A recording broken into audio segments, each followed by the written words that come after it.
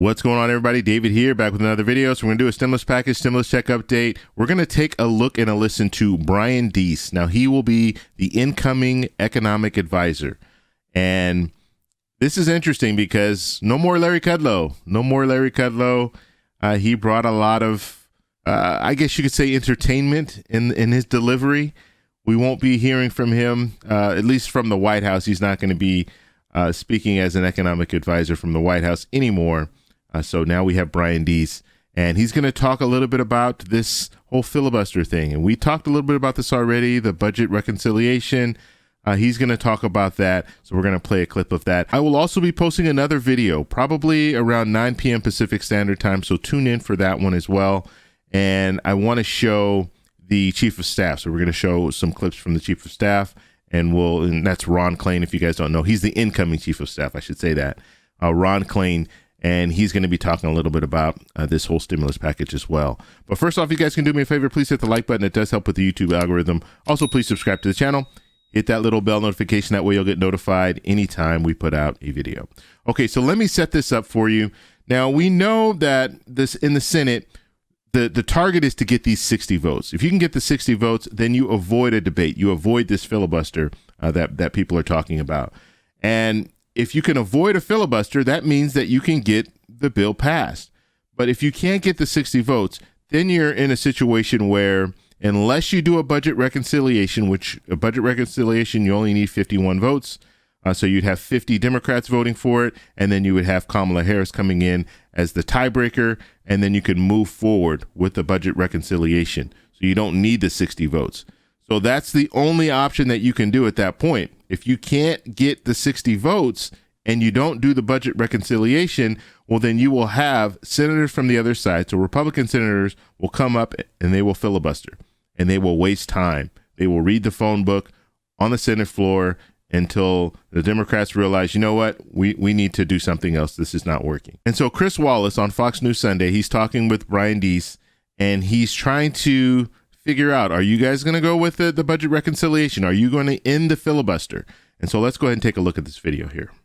Then there's the timetable for passing this COVID relief package. Here is President-elect Biden this week. Take a look. The crisis of deep human suffering is in plain sight, and there's no time to waste. We have to act, and we have to act now.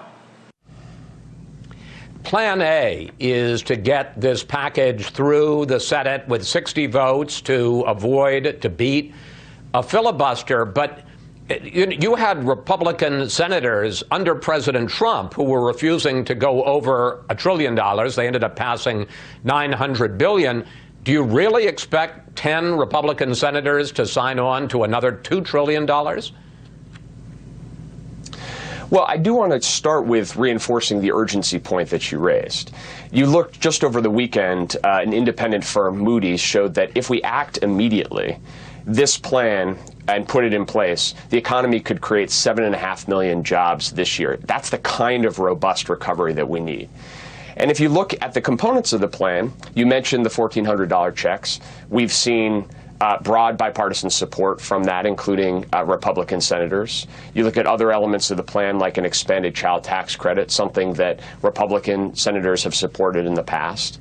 And if you look at the vaccination efforts and the school efforts here, we've been talking to governors and mayors across the country, including Governor Hutchinson, who was just on, Republicans and Democrats who say we absolutely need to try to surge support in this critical period of the next couple months to get the virus under control, to get those schools open, help parents get back to work, particularly women who are facing a disproportionate hit here. I think there's a lot of support for taking these actions. So we see every reason why Congress should move out, and should move out in a bipartisan way.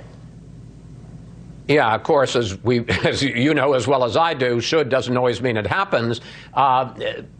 President-elect Biden has kept open the possibility of ending the filibuster if Republicans were to block you. You have 50 votes, but you need 60 to break a filibuster. If they block you, would ending the filibuster, so you could pass it with 51 votes with Vice President Harris, would ending the filibuster be on the table? Well, look, we think we need to move quickly here. But I would also say, there's a lot of skepticism that the president-elect's call for unity and working together was going to resonate, and he won the election resoundingly. There was a lot of skepticism that Congress would come together in December in a bipartisan way and deliver a down payment on this relief, and that happened. So let's see where we can get here. There is a lot of, again, a lot of elements of this plan that have support across the board, both in Washington and in state capitals and around the country. But we need to act. We need to act quickly. And that's what the economy is telling us. That's what the experts are telling us. And so that's our priority. Okay, so it took Brian Deese a long time to get around to the answer to that question. We need to act quickly. And so they're going to do what it takes to act quickly. So if that means budget reconciliation, that means budget reconciliation, which is good news. It's good news to hear that they are on board to do whatever it takes to get this done. And the reason that I say that, and Brian Deese, he tried to lay it out. He tried to take the positive spin. We needed a bill in December, and we were able to get one pushed through. However, that same bill, it took 8 months to get to that point. And so the good spin is, yeah, they got something done in December. However, it took way too long to get to that point in December where all the politicians were like, okay, let's go ahead and move forward with something. And so budget reconciliation is probably what's going to happen when it comes to this next stimulus package. And now that you have the White House speaking out and saying, yes, we're going to do what it takes, that's what we want to hear, because we already know. And Brian Deese tried to put another positive spin on all the good things that they're doing for the American people in this package, but he didn't mention, and they did mention earlier about the $15 minimum wage. I didn't play that portion of the clip, but that is a poison pill for Republicans. They're not going for that. They're not going to move on that. State and local funding, something else they're not going to want to move on. So there are a lot of things in there that they're not going to want to move on. Also, you have Senator Joe Manchin, and Senator Joe Manchin has said that he wants it more targeted when it comes to the direct payments. So we'll have to see. They're going to have to hash that out and figure out how they're going to move when it comes to that. I think that's not going to be that hard to get Senator Joe Manchin to get on board. And if you guys don't know, Senator Joe Manchin, he is a Democrat.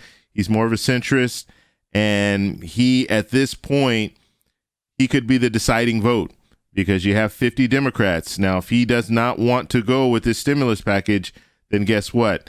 Now you need someone to take his place because you need the total of all 50 Democratic senators in the Senate to vote for this, plus Kamala Harris to give you the 51 that you need. And so we'll have to see how that all plays out. And like I said, I will be showing you a video later today, and then I'll talk a little bit more about Joe Manchin and how I think they can get him to a yes when it comes to another stimulus package and when it comes to this stimulus check. He wants it more targeted. We'll talk a little bit more about that in the video that I put out in a few hours. So that's all I have for you guys on this video. Now, that was economic advisor Brian Deese. Like I said, you'll be hearing more and more of him because he will be, as of Wednesday, he will be the economic advisor when President-elect Joe Biden becomes president. So if you guys have any questions, post them down below. If you like this video, please give me a thumbs up. Please subscribe for more, and I'll talk to you in the next one. Bye.